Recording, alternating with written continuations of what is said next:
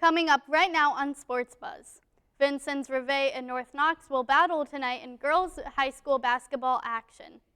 Vincennes, Lincoln, and South Knox picked up wins this week while Red Hill fell in their season opener. The Vincennes University Trailblazers are back to form, winning 7 straight games and moving up to 11th place in this week's NJCAA poll. We've got those stories and more right now on Sports Buzz.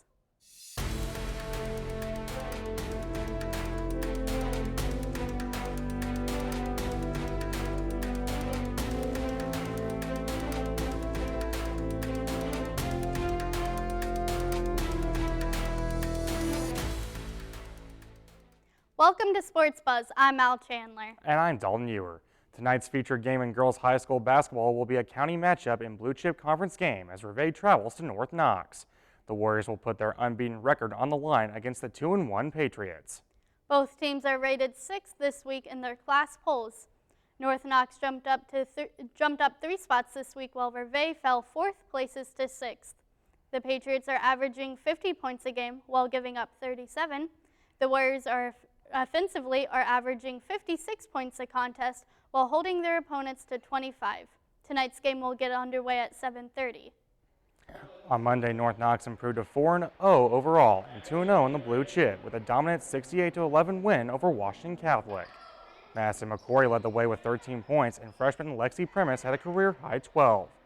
Brenna Collins and Alex McKinley added 10 points each for the Warriors, who had 10 total 3-point shots.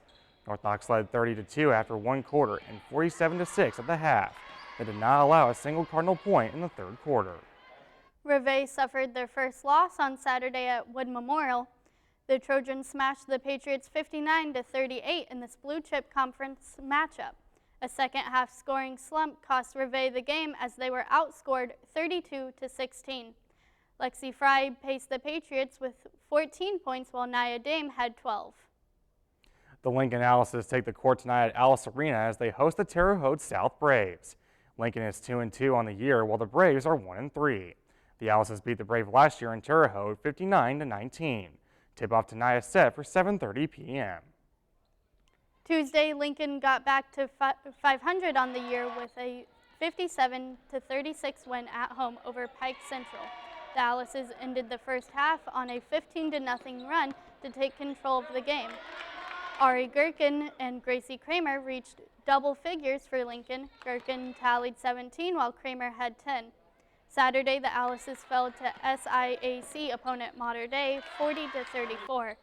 Lincoln led 22-18 at the half but scored only 12 points in the game's final 2 quarters. Gherkin led the Alices with 15 points. And finally, South Knox is also at home this evening as they battle the Mater Dei Wildcats. The Spartans are 3-2 while Mater Dei is undefeated on the year at 3-0. This one gets underway at 8 p.m. South Knox led wire to wire in downing 9th-ranked Northeast DuBois 53-44 on Tuesday. Delaney Coombs came off the bench to score a game-high 16 points for the Spartans. Bryn Hill had 13 while Ella Bobe chipped in with 12 points. SK is now 1-0 in conference play, while the Jeeps are winless at 0-2. Last Friday, Hill had 23 points as the Spartans won at Pike Central 55-45. Across the river, Red Hill opened up their season on Tuesday. The Salukis fell to the Bulldogs 32-25. Red Hill's offense couldn't get going as they didn't reach double figures in any of the 4 quarters. Tess Heath had 13 points for the Salukis, including 4 3-pointers. Red Hill plays tonight at Mearnsville in a varsity-only contest. 2 spots in the IHSAA State Football Finals at Lucas Oil Stadium will be on the line tomorrow in Evansville as Lenton meets Mater Dei at the Wrights Bowl, and Castle hosts Whiteland in the semi-state round. Last week in a Class 2A Linton quarterback, Hunter Ginnix had 5 total touchdowns and junior Braden Walters had 3 as the Miners routed Lapel 60-24 to win the school's first regional title since 2016. Meanwhile, Mason Wunderlich's 3 rushing touchdowns led the Wildcats to their 3rd straight regional crown with a 35-28 win at Triton Central. This will be the 5th straight postseason that these teams have met, with the first 4 all won by the Wildcats. Mater Dei seeks its second straight trip to Lucas Oil Stadium, while Lynn's last trip came in 2016. Kickoff at the Wrights Bowl is at 7:30 Eastern, 6:30 Central. Down the Lloyd Expressway, the Castle Knights will host a Class 5A semi-state against Whiteland. Castle defeated Bloomington South at home last Friday for its second regional title in 3 seasons and 7th in school history. The Knights are looking for their first state finals appearance since winning it all in 1994. Kickoff in Newburgh is set for 7 p.m. Central. VU men's basketball is still unbeaten after an 83-80 win over NJCAA Division II 5th-ranked Henry Ford Wednesday night.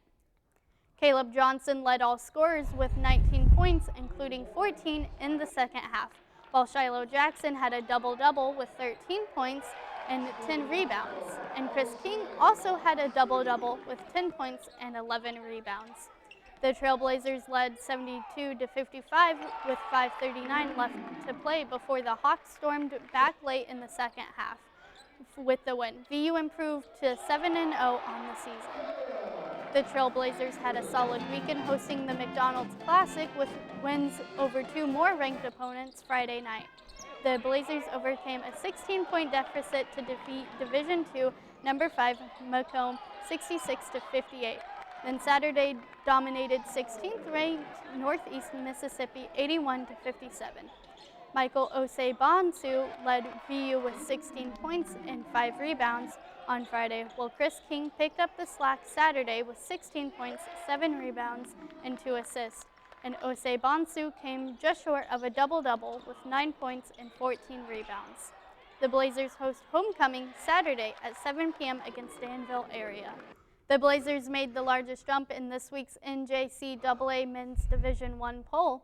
VU is now ranked 11th after being 23rd the previous week. Northwest Florida remains number 1, followed by Indian Hills, who moved up 3 spots to 2nd. Salt Lake is 3rd, Hutchinson 4th, and Odessa rounds out the top 5. The Trailblazers just missed top 10 by 3 points as Pearl River had 199 points compared to VU's 196. John Logan is the only Region 24 team that is ranked, and they are 18th. The VU women came away with a road win on Monday as they beat Wayne County Community College 77-42. A big offensive outburst in the third quarter put the Blazers out front to coast to the win. Former Vincent's Lincoln grad Macy Lang had a great night, pouring 23 points, scoring 16 of those in the third quarter. Katrina Liddy reached double figures with 17 points and a team-high 5 steals. Over the weekend, the Blazers dropped both games in their Classic. On Friday, they were steamrolled by number 13 Moberly, 107-54. It was their first loss of the season, and a slow start doomed the blue and gold. On Saturday, VU fell to 25th-ranked Three Rivers, 70-53. The Blazers battled the entire game, but the Raiders closed out the game from the free throw line. Sherelle Newsom led the Trailblazer offense with 19 points. Macy Lang reached double figures with 10 points. This weekend, the Blazers will host the VU Classic on Friday and Saturday. Malcolm X will be Friday's opponent while they will play Delta on Saturday. The VU men's cross-country team finished off its fall season in style Tuesday at the NJCAA Half Marathon Championship in Tallahassee, Florida. The Blazers finished 7th of 21 teams and were led by Matthew Canty, who finished 31st with a time of 1:14:10, and Ian Boyd, who came in 36th with a time of 1:15:34. Northwest Tech of Kansas won the title in a fourth-runner tiebreaker over El Paso of Texas.